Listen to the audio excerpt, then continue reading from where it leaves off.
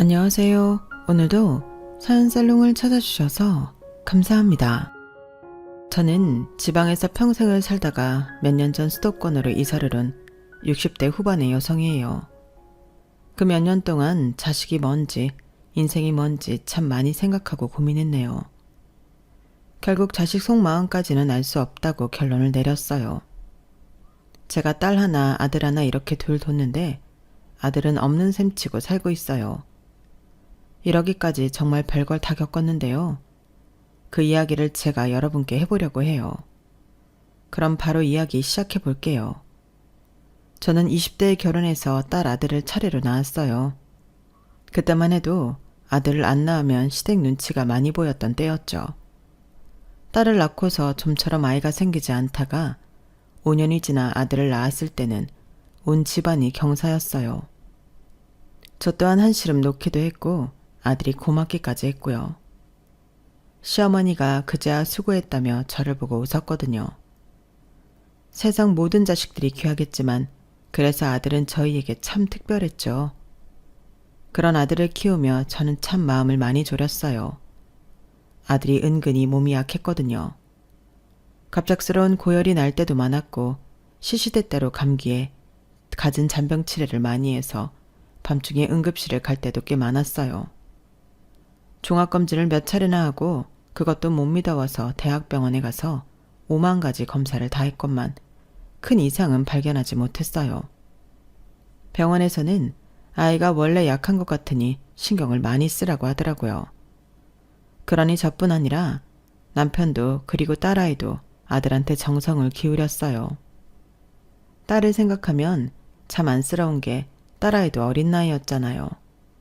고작 5살 많을 뿐이었는데도 참 의젓하게 동생 먼저 생각하고 많은 걸 양보했거든요. 그럴 만큼 저희 가족은 아들이 먹는 거 쓰는 거 많은 걸 신경 썼답니다. 남편은 원래 건설회사에서 일을 했는데 제가 아들 때문에 채소 하나도 일일이 많은 걸 확인하며 사는 걸 보더니 회사를 관두더군요. 그러더니 어느 날인가 대량의 밭을 사들여서 손수 농사를 짓기 시작했어요. 당시에는 드물게 좋은 종자만 골라서 농약 안 쓰고 순수한 농작물을 키웠죠. 그게 다 아들에 대한 사랑에서 비롯된 것이었네요. 사실 저는 회사 사무실에서 양복 입고 일하는 남편이 좋았기 때문에 굳이 이렇게까지 해야 되냐고 뭐라고 했었어요. 그때 남편이 이렇게 말하더라고요. 우리 민식이뿐 아니라 다른 애를 생각도 하게 되더라고. 세상에 민식이 같은 애가 또 없겠어. 그럼 그 부모들은 얼마나 애 같을지 누구보다 잘 알겠더라고. 그러니 나라도 더 좋은 식재료를 내놓자고 생각하게 된 거야. 남편은 어릴 적 농사일을 많이 도왔다며 걱정하지 말라고 했어요. 그래도 힘든 일이 왜 없었겠어요? 정말 고생도 많았고 그만두자고 하고 싶을 때도 많았는데 남편은 꿋꿋하게 친환경 방법으로 농사를 짓고 유통처를 뚫고 열심히 했어요. 그렇게 저나 남편이 열심히 했지만 어렸던 아들은 먹고 싶은 거 못 먹게 한다고 불평이 많았네요. 나도 다른 애들처럼 학교 앞 분식점에서 떡볶이도 먹고 싶고 아이스크림도 먹고 싶은데 왜 그래? 진짜 못 먹게 하는 게 너무 많아. 민식아, 엄마가 떡볶이 만들어주잖아. 아이스크림도 그렇고 저번에 아빠가 유기농 우유 사오신 걸로 아이스크림 만들었는데 그건 왜 안 먹어? 나도 야채 안 들어가고 달고 매운 거 먹고 싶단 말이야. 아이스크림도 애들하고 똑같은 거 먹고 싶어. 그렇게 실랑이를 하면 딸이 와서 의젓하게 말하곤 했어요. 야, 김민식, 이거 다른 애들은 먹고 싶어도 못 먹어. 왜? 해주는 사람이 없으니까. 그리고 너 그거 아냐? 어릴 때부터 이렇게 먹으면 입이 고급이 돼서 어른이 된 다음에 어디 식당 고급 음식인지 바로 알 수 있어. 멋지지 않냐? 이렇게 온 가족이 아들한테 집중해서 정성을 다했어요. 비가 오나 눈이 오나 아들 생각만 하며 살았던 것 같아요. 고3 때 아이가 힘들까봐 어찌나 다들 마음을 졸였는지 몰라요. 늘 새벽 4시에는 일어나서 아이가 하루 종일 밖에서 먹을 도시락을 일일이 싸고 이미 사회인이 된 딸아이가 매일 애를 학교까지 데려다주고 데려오고 했네요. 남편은 남편대로 아들이 다른 걱정 안 하고 공부만 할 수 있게 해줬고요. 그런 노력들 덕분인지 아들은 대학생 때부터 더는 약하다는 말을 듣지 않게 되었어요. 병원에서도 아주 건강하다고 했고요. 저도 남편도 그리고 딸도 다 한시름 놓았어요. 특히 딸은 이제 정말 자기 인생 살 수 있겠다고 하는데 얼굴이 다 편해 보이더라고요.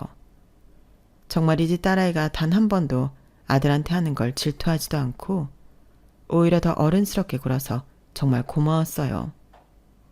대학에 간 아들은 꽤 인기가 많아서 같은 과 여자들한테 받은 선물을 자랑하고는 했어요. 그 즈음부터 남편은 수도권의 아파트와 건물을 사기 시작했어요. 솔직히 남편이 유기농 채소랑 유기농 잡곡들로 꽤 돈을 벌었어요. 그러면서 재테크에도 관심이 많아 이리저리 작은 건물부터 사고 팔고 하더니 저랑 둘이 노후 편안히 보내야 한다고 마련을 하더라고요. 그러면서 당장은 애들한테는 말하지 말자고 하더라고요. 애들을 못 믿어서라기보다 우리가 우리 것도 잘 챙겨야지. 어차피 민영이 민식이 줄 건 다 있잖아. 그것만도 우리 애들 결혼 남부럽지 않게 시킬 수 있어. 저는 알겠다고 남편 뜻에 따르겠다고 했네요. 그리고 시간이 흘러서 아들은 대학을 졸업해서 취직을 했고 딸아이는 영어학원 강사를 하다가 좋은 남자를 만나 결혼을 했어요. 남편은 말했던 대로 딸의 결혼식을 참 잘 치러줬어요. 아낌없이 해주었고 정말 좋은 호텔에서 누가 봐도 부러울 만큼 해줬거든요. 사돈분들도 교양 있고 좋으신 분들인데 남편이 나서서 그렇게 하니 더 좋아하는 것 같았고요. 결혼하고 나서 딸하고 사위는 참 저희한테 잘했어요. 사위가 어찌나 살갑게 굴고 정이 많은지요.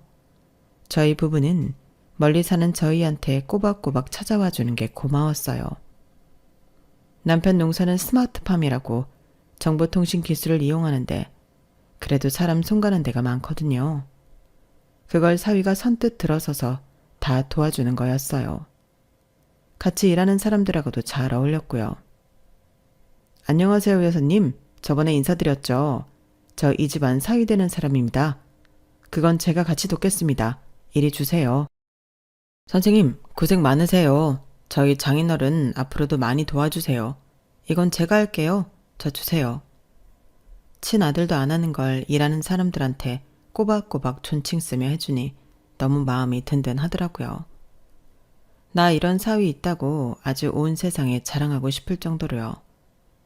저희 부부 결혼기념일 때는 해외여행 비행기표에 호텔까지 예약하고 용돈까지 주는 거였어요.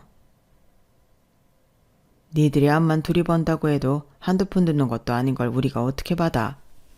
자네도 직장에서 보통 스트레스가 아닐 텐데 말이야. 나도 예전에 회사 생활 해봐서 알아. 장인어른 그런 말씀 마세요. 돈을 왜 버는데요. 이렇게 가족하고 잘 지내려고 버는 거죠. 농장 걱정은 마시고 며칠 다 잊고 쉬다 오세요. 한 번씩 그래야 더 오래 건강하시죠. 네? 그렇게 하세요. 남편은 그런 사이를 많이 고마워했고 가는 데마다 자랑하고 칭찬을 했어요. 아들한테도 형처럼 잘했고요. 아들은 당시 많이 바빠서 일주일에 한 번 전화나 하고 얼굴을 많이 못 봤었네요. 그래도 약했던 아들이 건강하게 사회활동을 한다는 게 좋아서 그저 지 좋다는 대로 다 해줬어요. 용돈을 보내달라고 하면 지 아빠나 누나 모르게 보내주기도 했고요. 반찬도 주에 한 번은 택배로 보냈어요. 제가 직접 가져가면 그것도 부담스러워해서요. 좀 섭섭하기는 했어도 다들 다 큰아들집 그렇게 자주 방문하면 싫어하는 게 당연하대서 그러려니 했죠. 그렇게 지내던 어느 날 30이 넘은 아들이 결혼할 여자를 데려왔어요. 한의사라는데 우리 아들하고 결혼한다고 하니 좀 의아했어요. 아들이 직장도 그렇고 한의사하고 무슨 연이 있을 것 같지가 않았거든요. 게다가 우리 아들은 그에 비하면 일반 회사 직장인이라 왜 더 좋은 조건의 남자를 안 만나나 싶기도 했죠. 그런데 직접 만나보니 우리 아들을 많이 좋아하는 것 같더라고요. 어머니, 저는 민식 오빠하고 완전 천생연분 같아요. 정말 잘 맞거든요. 이런 아들 낳아주셔서 정말 감사해요. 정화가 이렇게 성격이 좋아, 엄마. 솔직한 말도 잘하고 잘난 척도 안 해. 어머니, 아버지, 저희 지켜봐 주세요. 정말 잘 살게요. 아들이 좋다고 하고 며느리감도 우리 아들이 좋아서 저희한테 예쁜 말만 하니 반대할 이유가 없었어요. 사돈 되실 분들도 우리 아들을 좋게 봐주신 것 같아 좋았죠. 그렇게 일사천리로 아들을 결혼시키게 되었네요. 결혼식 날 멋지게 차려입은 아들이 식장 안으로 들어오는데 어찌나 눈물이 나든지요. 약하게 태어나 온 가족 애를 태우던 아이가 건강한 어른이 되어 신부를 맞이하니 너무나 감격스러웠어요. 아들이 자랑스러웠고요. 저는 아들 좋아해주는 며느리 마음 상할까봐 집에 와도 힘든 일 한번 시킨 적이 없었네요. 그뿐인가요? 설거지도 하라고 해본 적 없어요. 예, 됐다. 넌 그냥 있어. 여기까지 오는 것도 피곤했을 텐데 푹 쉬다가 챙겨주는 거 먹고. 어머니, 제 친구들이 저를 얼마나 부러워하는 줄 아세요? 이렇게 어머니가 저 손 하나 까딱 안 하게 해주신다니까 너무 결혼 잘했다고 하더라고요. 내 자식 귀하면 남의 자식도 귀한 거고 넌 이제 우리 집 식구 아니냐? 당연한 거다. 남편도 며느리한테 참 잘해줬어요. 아들 내외가 선물을 사오면 그보다 더 많은 걸 챙겨줬으니까요. 아들은 자기가 결혼 잘했다고 좋아하더라고요. 마누라 복이 있다는 게 이런 건가 봐. 내가 진짜 결혼 하나는 잘했어. 새삼스럽기는 지금까지 몰랐다는 거야? 나 같은 여자가 어디 흔한 줄 알아? 그러니까 내가 하자는 대로 하고 나한테 잘해야 돼. 둘이서 제가 없는 데에서 한 대화였지만 교실에 나왔다가 우연히 들었죠. 자기가 하자는 대로 해야 된다는 며느리 말이 찜찜하기는 했지만 제가 시어머니라 그런 거겠지 하고 넘겼어요. 그러다가 며느리가 임신을 하게 되었어요. 저희는 말할 것도 없고 사돈댁도 무척 좋아했어요. 아들은 자기 마누라가 어떻게 될까봐 아주 조심하는 모습이었고요. 저 역시 며느리 뱃속의 아이가 아들처럼 약하게 태어나기라도 하면 어쩌나. 아니, 태어나기 전 무슨 일이라도 생기면 어쩌나 싶어 집에 오지 말라고 하고 그저 푹 쉬라고만 했어요. 그렇게 며느리가 임신 15주에 접어들 때쯤부터 며느리는 이따금 저한테 전화를 해서 집에 대한 하소연을 했어요. 이렇게 아이가 빨리 생길 줄 알았으면 무리를 해서라도 더 큰 집을 할 걸 그랬어요. 지금 사는 집이 좁지는 않은 것 같은데 그 집 실평수가 20평 정도 되잖아. 어머니, 애들 금방 크잖아요. 저랑 민식 오빠 집 많아서 지금도 공간 없는데 아이 태어나 봐요. 제가 친구들 아이 키우는 거 봤잖아요. 거실 좁고 방 좁으면 아주 엉망이에요. 저는 그 일을 남편한테 말했어요. 남편은 제 말을 묵묵히 듣더니 이러더라고요. 실은 얼마 전 바깥 사돈이 전화해서 나한테 자기가 아는 가게가 어려우니 어디서 돈을 마련할 수 없겠냐고 하더라고. 이게 우리가 재산을 얼마나 갖고 있는 건가 떠보는 건지 뭔지 알 수 없어서 말이야. 그 말을 들으니 어째 감이 이상하더라고요. 쎄하다고 하잖아요. 하지만 저는 제 기분 탓이라고 애써 무시했죠. 그렇게 몇 번 며느리한테 집이 좁다, 힘들다, 병원이 멀다 하는 전화가 오고 나서 아들이 혼자 찾아왔어요. 사실 그때 남편 건강이 많이 안 좋아져서 종합검진을 받고 결과를 기다리고 있었거든요. 내심치 아버지 병문안을 왔다고 생각해서 기특하게 여겼는데 자리에 앉자마자 이러는 거였어요. 엄마, 아빠, 우리 이사갈 돈 좀 해주세요. 기왕이면 강남으로요. 앞으로의 교육도 생각해야 되잖아요. 강남이면 지금 니네 사는데 팔고 니들이 대출해서 보태도 빠듯하겠구나. 엄마, 그러니까 내가 돈 좀 해달라는 거지. 정화가 많이 힘들어해. 아무리 그래도 이렇게 갑자기 돈을 해달라고 하면 어떡하냐? 우리가 돈이 어딨다고. 남편이 말하자 아들은 인상을 찌푸렸어요. 그동안 정화가 계속 엄마한테 전화해서 말했다는데 뭐가 갑자기예요. 그리고 우리 지금 사는데 빌라잖아요. 빌라랑 아파트랑 값이 얼마나 달라요? 니네 아파트로 이사 가겠다는 거야? 제가 다시 끼어들자 아들은 답답하다는 듯 저를 쳐다봤어요. 엄마, 정화 한의사야, 한의사. 친구들 중에 빌라 사는 집 우리밖에 없대. 그 말 듣는데 내가 너무 미안하더라고. 그리고 앞으로 태어날 엄마 손주 위해서도 아파트가 더 낫지 않겠어? 하다못해 물려주려고 해도 아파트가 나으니까 아파트를 사줄 텐데. 아들 녀석은 그렇게 돈 해달라고 거의 땡깡을 피우다시피 하다가 서울로 가버렸어요. 그때 처음으로 아들한테 크게 서운했네요. 그동안 크고 작은 일에 섭섭한 거야 별거 아니지만 지 아버지 건강검진은 어떻게 됐냐는 말은 입도 뻥긋하지 않고 자기들 돈 달라는 말만 하는데 이게 자식 키우고 떠나보내는 건가 싶을 정도였어요.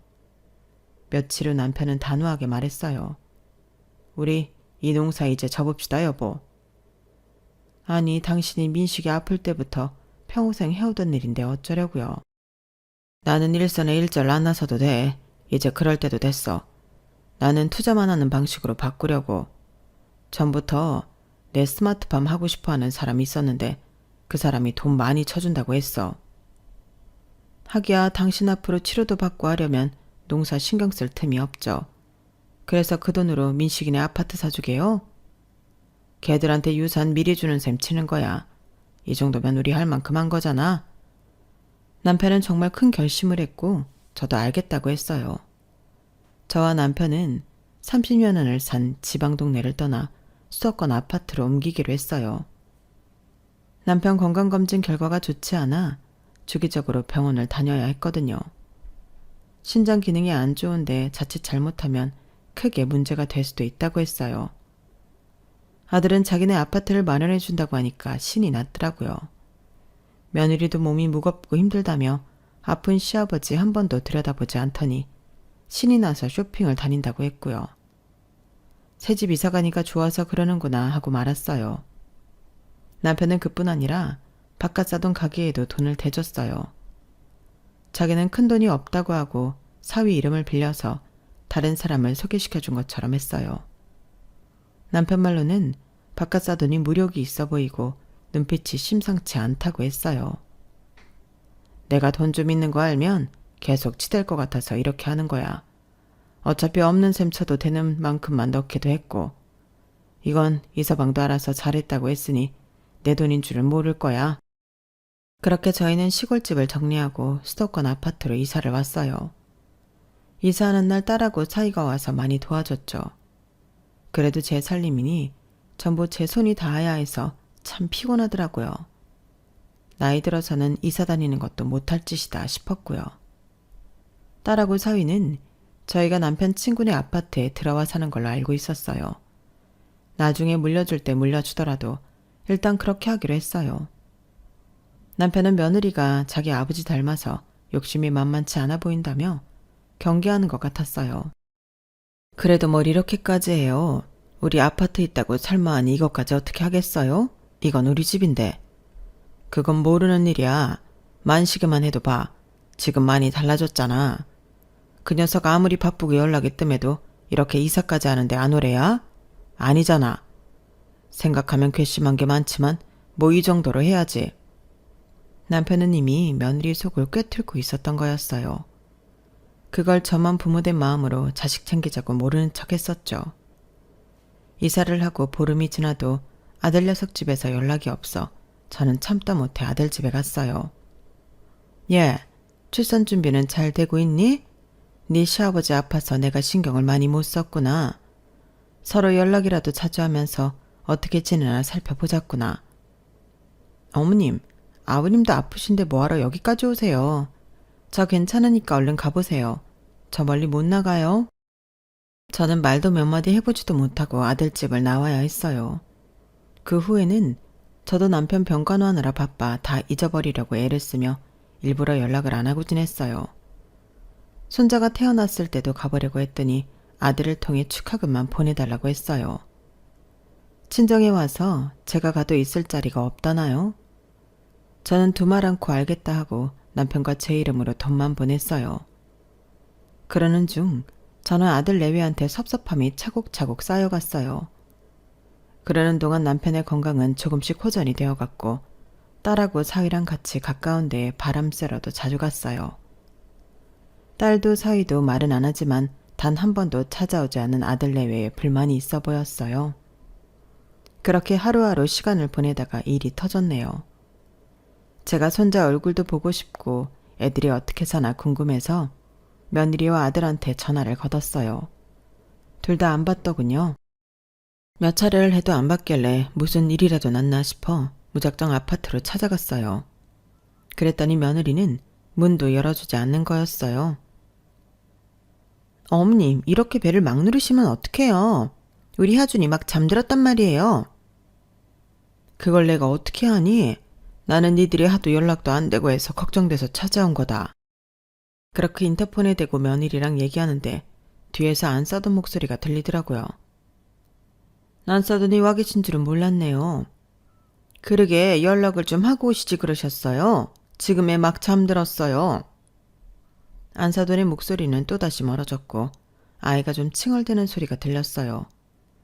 며느리는 아주 차갑게 저한테 말했어요. 이렇게 갑자기 찾아오시면 어떡해요? 그러고는 인터폰이 뚝 끊어지더니 문도 열어주지 않고 감감무소식이더군요. 저는 한동안 아파트 현관 앞에 망연자실하게 서 있었어요. 제가 무슨 일을 당한 건지 현실감이 없더라고요. 저는 얼떨떨한 기분으로 집으로 돌아왔어요. 그렇게 멍하니 혼자 거실에 앉아있는데 남편이 방에서 나와 왜 그러고 있냐고 하더군요. 그제야 저는 눈물이 터졌어요. 한번 터진 울음은 쉽게 그치지 않더라고요. 그동안 쌓였던 게 터져나오는 건지 그렇게 한참을 엉엉 통곡을 했어요. 울면서 저는 며느리와 안싸돈이 아파트 앞에서 저한테 어떻게 했는지 말하게 됐고 그 말을 들은 남편은 핸드폰으로 어디론가 연락을 하며 방으로 다시 들어갔어요. 제가 울음을 멈추고 좀 진정이 되자 남편은 저에게 물을 갖다 주며 말했어요. 내가 당신 힘든 거 다 갚아줄게. 민식이 그놈 안 볼 수 있어? 내 전화 받지도 않고 지 마누라 치마폭에서만 놀아나는 놈 안 봐도 돼. 우리가 지한테 어떻게 했는데. 아무리 부모가 자식한테 봐드리고 키우는 거 아니라지만 어떻게 이래. 걔가 지 누나나 매형 생일 한 번을 챙겼어? 전화로 빈말로 축하한다는 말이라도 했어. 우리가 아이가 약하다고 너무 오냐오냐 키운 것 같아. 이렇게 자기 형제지간도 몰라보고 이기적으로 굴 줄은 몰랐네 나도. 민영이는 누나라고 지한테 그렇게 신경을 썼는데 말이야. 남편은 뭔가 단단히 결심을 한 것 같았어요. 그리고 마지막이 될지도 모른다며 아들한테 전화를 하더라고요. 한참 전화를 안 받던 아들이 전화를 받았는데 아들 목소리가 핸드폰 밖으로 다 들리더군요. 왜요? 무슨 일 있으세요? 아버지가 자식한테 전화하는데 무슨 일 있어야 하냐? 이제 너희도 주말에는 집에도 좀 들리고 하면 좋을 것 같은데 말이다. 하준이도 돌이 다 되어가니 왔다 갔다 해도 되지 않겠어? 지금 그럴 정신 없어요.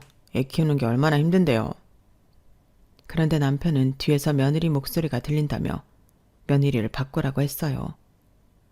한참 실랑이를 하는 것 같더니 마지못해 전화를 받는 며느리 목소리가 들리더군요. 그래, 시애비다. 오늘 낮에 네 시어머니한테 있었던 일 다 들었다. 아무리 연락을 해도 안 받으니 찾아갔던 건데 꼭 그렇게 했어야 했냐? 아버님, 제 입장도 생각해 주셔야죠. 제가 지금 어머니랑 마주 앉아 뭘 하겠어요.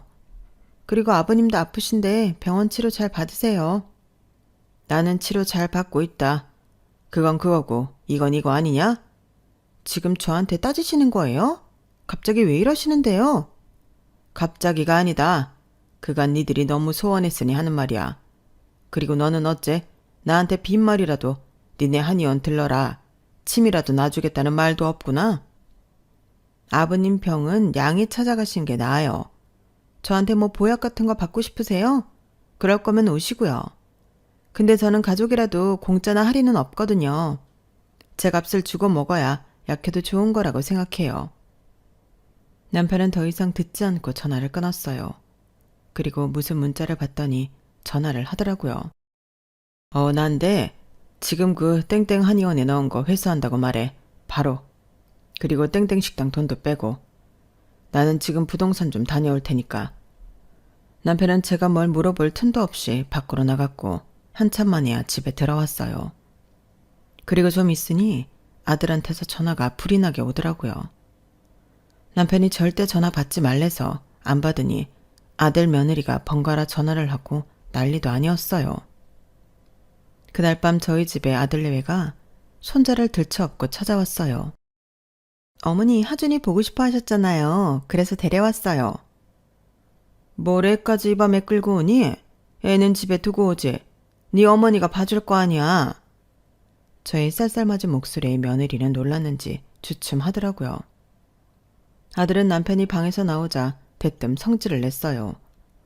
아버지, 이거 너무하잖아요. 갑자기 집을 내놓다뇨. 그것도 어디서 어떻게 알고 찾아왔는지 우르르 이 부동산 저 부동산 몰려와서 난리잖아요.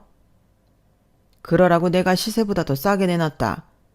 대체 왜 그래요, 아버지? 왜냐니? 내 집이다. 내 마음대로 못하냐? 애초에 니네가 내 돈 받으면 상속세 많이 내야 된다고 내 이름으로 했다가 물려달라고 했잖아.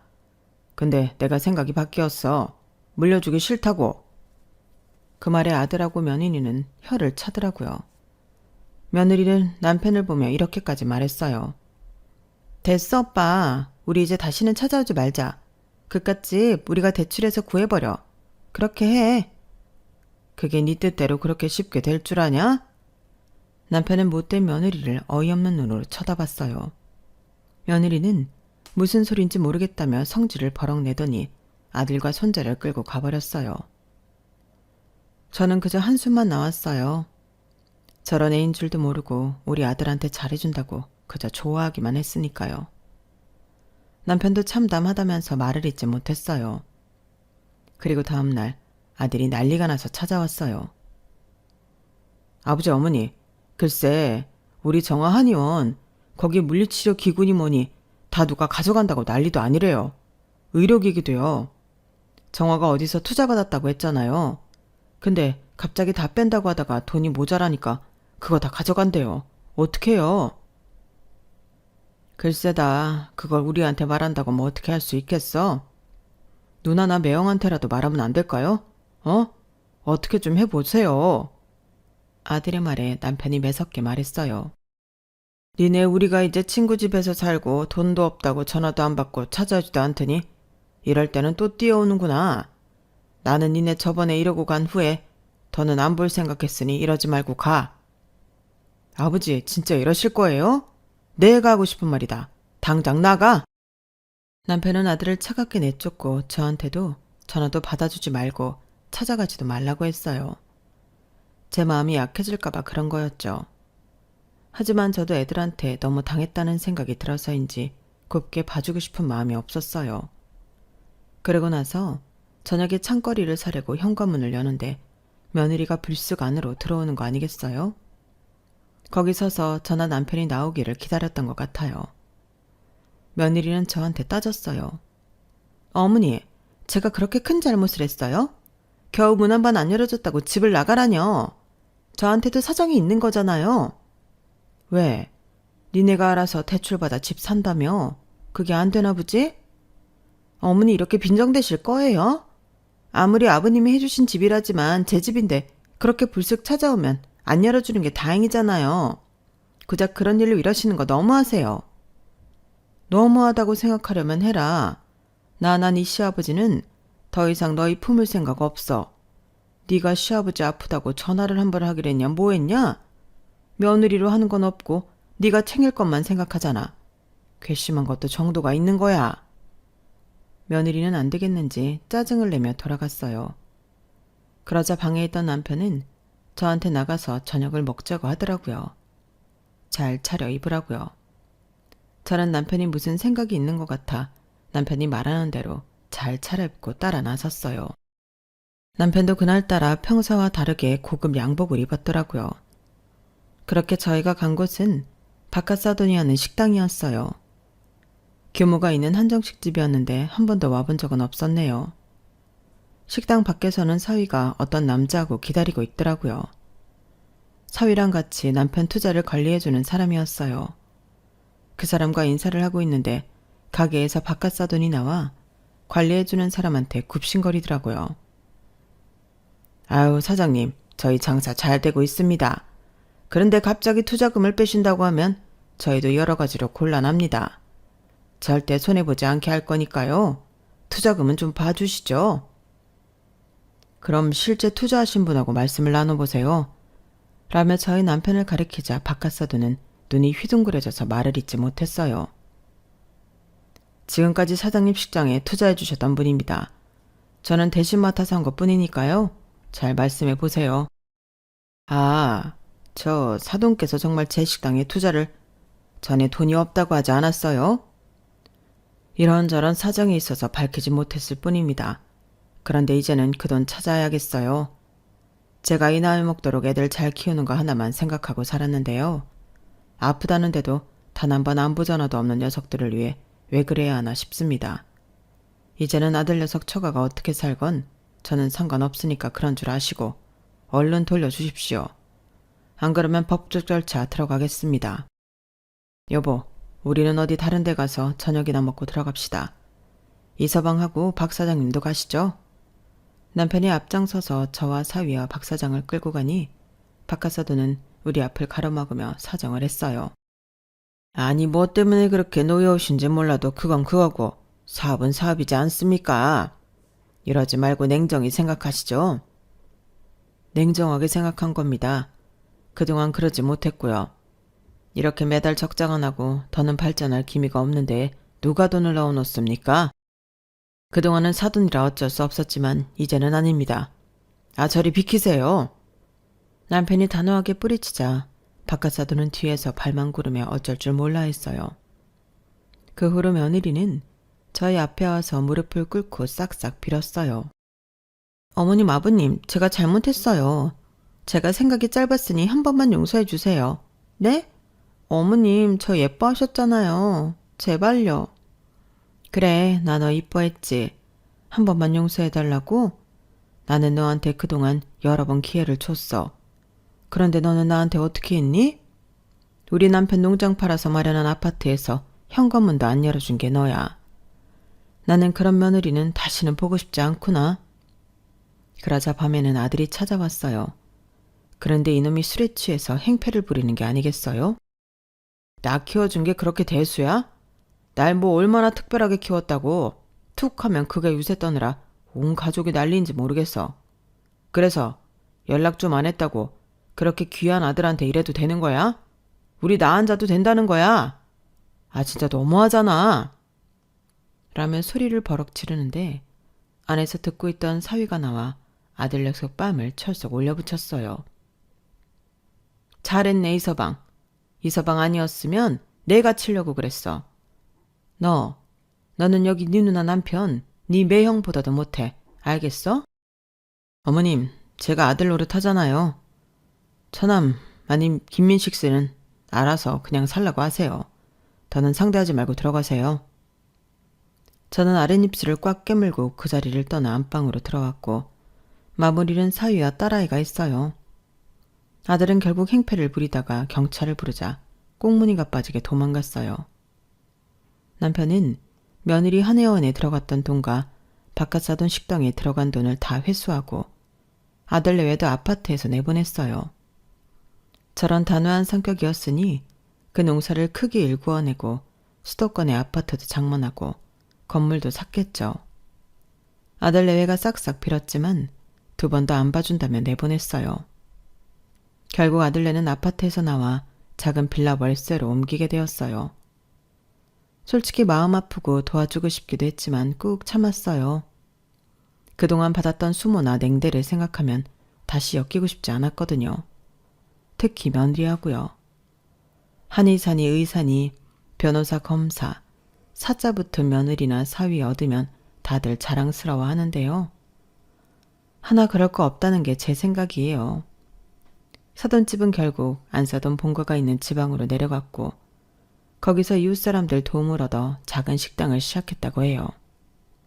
그러고 보면 어떻게든 다 먹고 산다는 말이 맞는 것 같아요. 그 후로 며느리는 친척을 통해서 제가 손자를 키워줬으면 하고 애들러 말했다가 남편한테 들켜서 크게 혼이 나고 그 후로 연락을 못하고 있네요. 참 뻔뻔하지 않나요? 아무리 내 며느리지만 참 아닌 것 같아요.